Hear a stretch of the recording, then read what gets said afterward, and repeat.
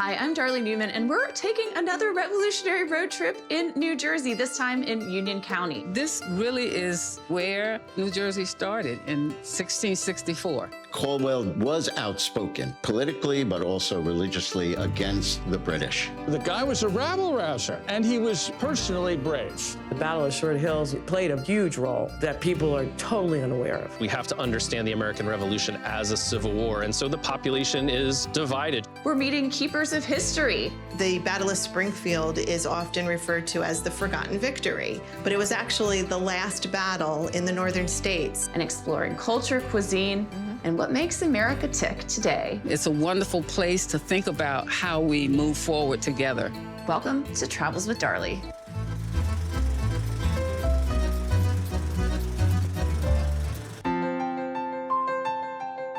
We're on a revolutionary road trip in Union County, New Jersey, where history related to a fighting parson mixes with patriot raids, critical battles, and espionage.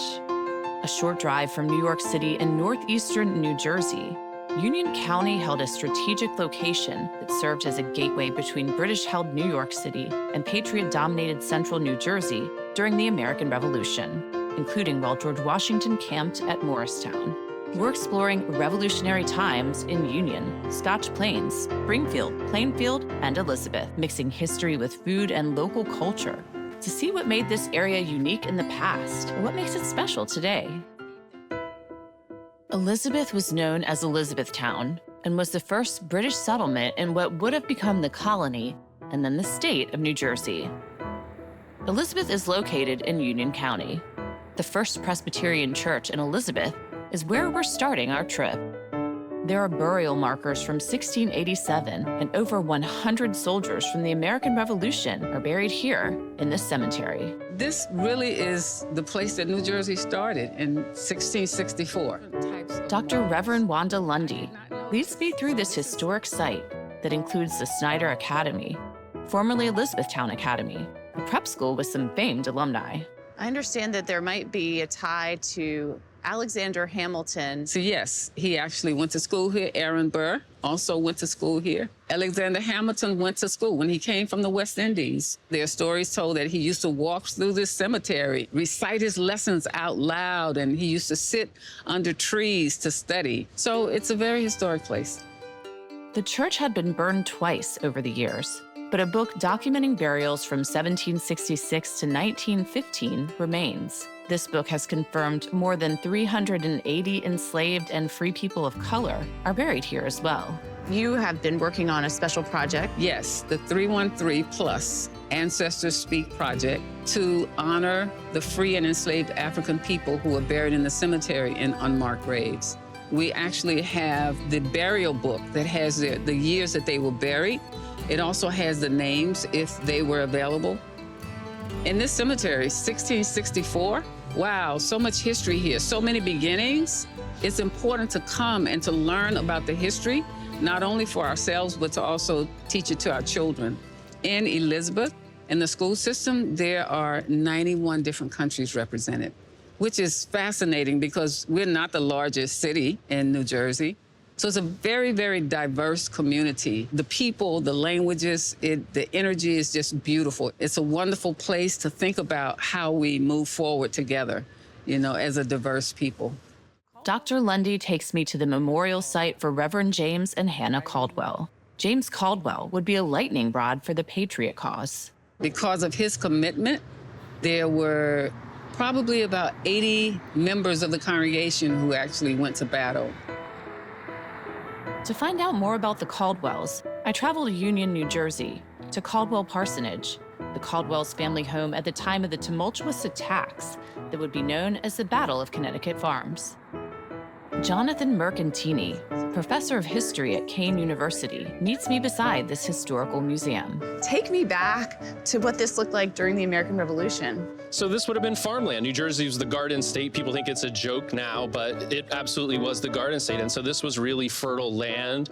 And by 1780, when you have the Battle of Connecticut Farms here in June of 1780, this had been fought over multiple times. The British are raiding from Staten Island, needing to get more supplies for their forces there and back for their headquarters in New York. York. The Americans are based out in Morristown, so just about 10 miles or so further to the west of us, and they too are trying to gather supplies. And the British forces come out of Staten Island in 1780 trying to surprise Washington's army at Morristown. They've had a really harsh winter, the winter of 1779, 1780, and they believe there's an opportunity to defeat Washington once and for all. What was the sentiment in this area during that time period? We have to understand the American Revolution as a civil war, and so the population is divided. You have a slim majority supporting the Patriot cause, but you have a strong, maybe a third of the population supporting the Loyalist side. This is a civil war. You've got militia on both sides, and you've got British and Hessian forces, you've got the American forces, but it's very much divided, and a lot of people at least are trying not to pick sides. It's a battlefield. We're standing on a battlefield. It seems weird, but we absolutely are. It does seem strange. The area surrounding us today is mostly residential homes, but many historical places from that time period no longer are around or look the same, making it especially poignant to be able to visit these historic structures in Union and hear the history. What were women's roles during this time period? Well, so it's fascinating because we tend to think of women as not having a role in war at all, but the records that we've looked at, pension records, newspaper records, shows how prominent women really did feature in their accounts of the war. So you have women who are serving as lookouts, right? Not formal scouts, but are being used to relay information when the British might be coming in a raiding party from Staten Island, for example, or up from Elizabethtown. This is farmland. These are farm families and farmhouses, and so we shouldn't be surprised to find women here, but in a lot of the ways the story's told, they're cut out of the story, and so it's really important to bring them back into it. Jonathan shares the history of Hannah Caldwell, whose husband was known as the Fighting Parson. Her death during the Battle of Connecticut Farms had massive ripple effects. The story's pretty clear that she has one of her children she's holding and another sitting next to her when she's shot and killed almost instantly through a window. The Patriot side really uses the propaganda value of the British murdering a woman, the wife of a prominent minister. So it's a religious attack. It's an attack on women in this area and across the Revolution. And so it galvanizes the population, and the propaganda value is really incredible. Inside the Caldwell Parsonage, David Armenio, vice president of the Union Township Historical Society, expands on how the Caldwells helped change history with the events that took place at this very house. Caldwell was outspoken politically, but also religiously against the British. He rallied people in his congregation to become part of the revolution. Governor Livingston, Elias Boudinot, Abraham Clark were all part of his congregation in the First Presbyterian Church in Elizabeth. Caldwell was one of 3 people who had a price on his head: Reverend Caldwell, George Washington, and William Livingston. So he was in good company. Hannah Caldwell chose to remain inside the house, despite the approach of British soldiers. When the battle was taking place, she refused to leave. She said, "Who would kill a woman?" She was shot and killed through the window. And was it done intentionally or accidentally? Doesn't matter. She was shot and killed. Hannah's death inspired James to give sermons rallying the people in the area to join the militia. He wrote letters. He went to different areas to tell people about what happened, and that galvanized more and more people to join the revolution. What is the significance of the Battle of Connecticut Farms? The 2 battles, the Battle of Connecticut Farms and the Battle of Springfield, go hand in hand. General Kniphausen and his Hessian and British troops, they had to go through the Hobart Gap, which was a breach in the Watchung Mountains. General William Maxwell and his militia and some troops stopped the British at Connecticut Farms. And then the Battle of Springfield, which was 2 weeks later, is when they tried the same thing to get there and were stopped again. And that ended it. The armies went down to the Carolinas after that. So the final battles for New Jersey for the American Revolution were fought right here in Connecticut Farms and Morris Avenue in Springfield. James Caldwell had to leave his original church in Elizabeth when it was burned down. Then when the battle took place, he and his family were staying at the parsonage at Connecticut Farms Presbyterian Church. We, in a sense, became a target. Reverend Christian Iosso tells me how the Presbyterians in this part of New Jersey were full of the revolutionary spirit that Caldwell was known for. The guy was a rabble-rouser, and he was personally brave. Here we are in part of the battlefield. Among some of these graves, there were cannonballs being fired and men dying. The death of Hannah Caldwell helped cement the resolution of the Patriots in this area to resist the British. People who were driven by a sense of justice and their own freedoms. This battle became, in a sense, the setup for the Springfield battle. Holding the line in this part of New Jersey helped keep the string of colonies together. The Battle of Springfield would indeed be the British response to the pushback at Connecticut Farms. The Cannonball House remains intact today, despite being in the middle of the fray. Linda Jerzak, president of the Springfield Historical Society, meets me wearing a colonial-era 18th century lady's dress, something akin to what the lady of the house at the time, Mrs. Dayton, a doctor's wife, may have worn. The main objective was for the British soldiers to capture Washington, who was in Morristown. It was General Clinton who told his troops, "You're going to have no problem going through the Springfields," which is what we were, the Springfields of Elizabethtown. Little did they know that 3 weeks prior, we had heard about the Battle of Connecticut Farms and the murder of Hannah Caldwell. The people in Springfield felt if they are going to do that to a woman and children, then there's no safety for our families. Legend has it that Reverend Caldwell took hymnals written by Isaac Watts from the First Presbyterian Church in Springfield, hymnals whose components would be used as ammunition. And they would literally tear out the pages, the hymn books. Now they had dry wadding that they could use for their musket. The story goes that Reverend Caldwell yelled to the soldiers, "Give 'em Watts," referring to this musket ammunition. So Give 'em Watts has been a popular rally call here as well. The Battle of Springfield is often referred to as the Forgotten Victory. That is because little old Springfield was just a farming community.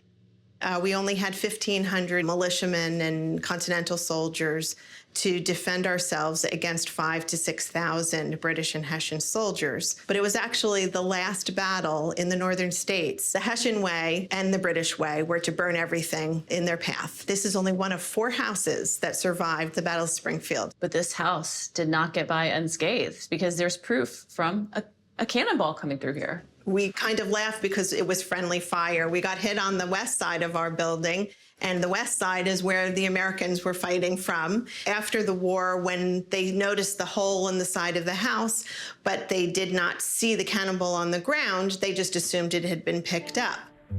In the early 1900s, the owners raised the home to add a basement. All of a sudden, they hear a rustling sound, and out pops the cannonball. And then when the Historical Society took over the house in the 1950s, we honored that by calling this the Cannonball House. Close by in Scotch Plains, we're stepping inside a tavern that played a role as a meeting place for those working to resist the British. It's where I meet Dustin Knoll, managing partner of what's now the Stagehouse Tavern, for lunch. Stagehouse Inn, Sutton's Inn, Stanbury Inn, many things over the years. So it was an inn, a stagecoach stop. This place over time has been a gathering place where there's a lot of revolutionary activity. Oh, definitely. The Jersey Blues that would meet at the pole right outside of our restaurant. When you're traveling to Union County in New Jersey, there are many places to dine. On the way back from Scotch Plains to Elizabeth, we're stopping in Union to visit a hot dog joint that maybe hasn't been around since Revolutionary times, but is a local favorite. 95-year-old George Thomas is the owner and longtime hot dog connoisseur at Galloping Hill Inn, located along Galloping Hill Road, historically used for troop movements during the American Revolution. George, how long have you owned Galloping Hill? 40 years. 40 years. You've eaten a lot of hot dogs. A lot of hot dogs. The hot dog is really good. It has like a smoky flavor to it. Maybe some paprika in there. I know you won't tell me, but... A little bit. And a lot of toppings on these. Yes, yes. I hear that you're turning 95 soon. Yeah, You're making me think that these hot dogs might be good for me. Maybe. Maybe it's all the toppings. That's all. The vegetables on top. Another place for diverse eats is back in Elizabeth, New Jersey. We're exploring the tapestry of the residents of this area through the food. Our first stop is to meet owner Stanley Neron to try traditional Haitian cuisine at First Republic, where art by area local Kervin Andre lines the walls. First Republic represents the first free independent Black republic in the Western Hemisphere. We wanted to showcase the island, the rich culture, the art, the music, and the food that we have to offer in Haiti. So you're bringing a bit of Haiti here to Elizabeth so people can learn about the culture through the food. Yes. This is our freedom soup, the soup jumu, which is served every January 1st. So it's made with calabaza squash, carrots, cabbage, pasta, and we have the special épice, which is the Haitian spice. That's really good. The vegetables are fantastic in here. It feels like healthy. Yes, it's very hearty, thick, right? it's very hearty, it's very filling, and it's liberating. Oh, wow. Craving a trip to Portugal? That's on tap too in Elizabeth. Valença restaurant here in Elizabeth. It's been around since 1989. There's a large population from Portugal here. This means you can get a taste of Portugal without leaving the USA. A lot of onions and a whole lot of garlic. I was just talking to the chef. He told me they make 1,000 paellas here each week, and it smells delicious. I'm trying the paella and steak on a stone, served up sizzling tableside. Is this a traditional way to do steak in Portugal? Yes, steak on the stone. Well, I guess I get to finish off this steak on a stone and cook it to my liking. So tender, so savory, so well seared, and so many flavors with that garlic and butter. I'm gonna have to have all my steak cooked this way now. I need to get one of these at home. Also in Elizabeth is Boxwood Hall State Historic Site, another building that predates the American Revolution and survived it. It stands out amid the modern urban environment in downtown Elizabeth. The home's owner was frequently called upon to help the new nation as a leading voice. Elias Boudinot. He served as a commissary general of prisoners, trying to get supplies to the men held in New York City by the British, then went on to become a president of the United States under the Articles of Confederation. He's one of the 8 forgotten men that led the country in one-year terms. Caretaker Catherine Craig meets me wearing clothing to represent what might have been worn by the wealthy family who lived here in the 1780s. She shares more about Boudinot and other famous names of the time. He was elected to Congress, and of course, Washington was elected president and had to come from Virginia to New York City for his inauguration. And the Congress got together and said, well, let's form a committee to meet the president somewhere in New Jersey. And we don't know if Boudinot volunteered or somebody said, you know, Elias, your house is awfully close. But anyway, April 23rd, 1789, Washington was in the House and met with the committee and had a bit of refreshment. We can imagine Mrs. Boudinot getting told that the president's coming to lunch and her saying something like, ah, which is what I would say. What am I going to do now? What was this area like during the American Revolution? It was a war zone. We're too close to New York City and Staten Island, which was held by the British. So there's all kinds of stuff going on. I mean, there's smuggling, there's spy rings. The people who lived in this area, they were scared a lot of the times. They didn't know what was coming from Staten Island. Just a 15-minute drive away in Union, I visit another important historic home, Liberty Hall. Executive Director Rachel Goldberg leads us through the home of New Jersey's first elected governor, William Livingston. So William Livingston was retiring from New York as a prominent lawyer, decided to come here to Elizabethtown. He has about 200 acres. 1776 comes around. He is part of the first Continental Congress, and then he becomes our first Brigadier General for the state militia in 1775. Elected August 31st as our governor in 1776. He was our governor on horseback at that time. And he is also the signer of our Constitution. Because of where we are situated, we had Loyalist and Patriot soldiers all around. The house had been raided several times by the British. We had soldiers living in the house for a little while with the Livingstons.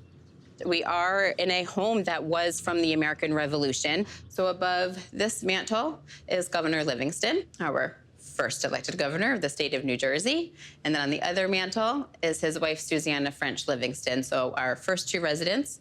And then our last two residents are Captain John Kane and his wife, Mary Alice Barney Kane. She is the reason that we are a museum. It's remarkable how many homes, churches, and structures in this part of New Jersey survive to share stories of America's founding. But part of why they have is because of people like retired mail carrier Nancy Pivovar. She's now the president of the Historical Society of Plainfield and safeguards the Drake House, home of patriot Nathaniel Drake, and once occupied by George Washington. Standing in this room in the Drake House that George Washington would have had a meeting in. George Washington came from Middlebrook encampment and came down to the Drake House to meet with his officers for a council of war. That Council of War took place on June 25, 1777, and George Washington would later command his troops to leave the area to fight in the Battle of Short Hills, a battle that was part of the Philadelphia campaign. The importance of that battle, the little-known battle, was that it forced the British to go by sea to Philadelphia and never cut across New Jersey again. While the Americans lost to the British, it was still a strategic victory for the Americans. So this area played an even greater role than many people recognize. Oh, yeah, absolutely, because the farmers that surrounded this area were patriots and just kept their mouth shut. This area and the militia post protected Middlebrook encampment, protected Pluckerman, and it also protected Morristown to the north. And it protected all the mountain pass up to the Hobart Gap. And when you talk about the Battle of Springfield, well, what was going on to the west was there was fortification here and nobody could get through. And that's why the British had to go through the Hobart Gap and not come this way, because there were patriots here and they were fighters.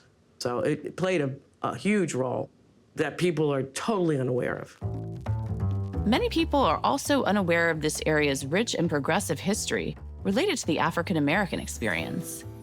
Susan Hamlet Mayers, a member of the Preserve Shady Rest Committee, is spearheading an oral history project to preserve the history of a golf course that today is open to the public and a place to play and learn. Welcome to the Shady Rest, the first African-American golf and country club in the United States. It was established in 1921 by a group of Black professionals, the Progressive Realty Company.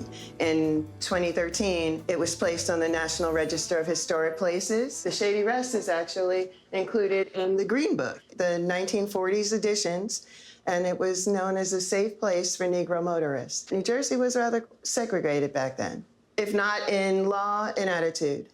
Music, food, this was a place for people to congregate. The motto of the Shady Rest is a place for us. The Shady Rest was actually on the Northeast tour, so it was really a destination. Some of the incredible performers came here. Nowhere else in the country could they play at a African-American-owned golf and country club. It was a singular experience. Even though it's starting to rain, I can't come to this historic country club and not play. Tom Donatelli, chairman of Preserve Shady Rest, takes me out to play a hole. Althea Gibson played tennis here. Althea Gibson also played golf here, and she was the first Black woman to ever play golf on the LPGA Tour. And we believe that she was taught by John Shippen, who was the head golf pro here in 1931. A little bit about John Shippen: he was the first ever Black American golfer to play in the U.S. Open. And he played in 1896 at Shinnecock Hills, took 4th or 5th place in that tournament as a 17-year-old. And that constituted him being the first ever Black or first ever American professional golfer to play in the U.S. Open. All right, let me see if I can work my magic. Maybe I'll help you get in. There you go.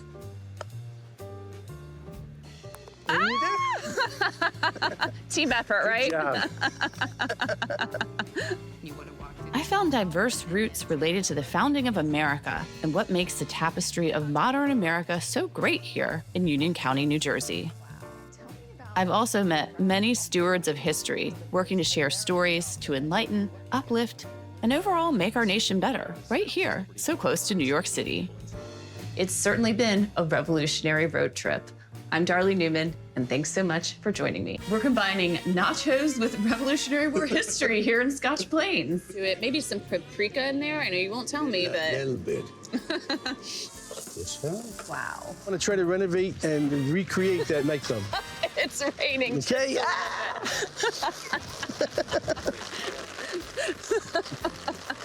Let's continue the interview here. Welcome to Travels with Darley in New Jersey. Welcome to the Stagehouse Tavern in Scotch Plains, New Jersey.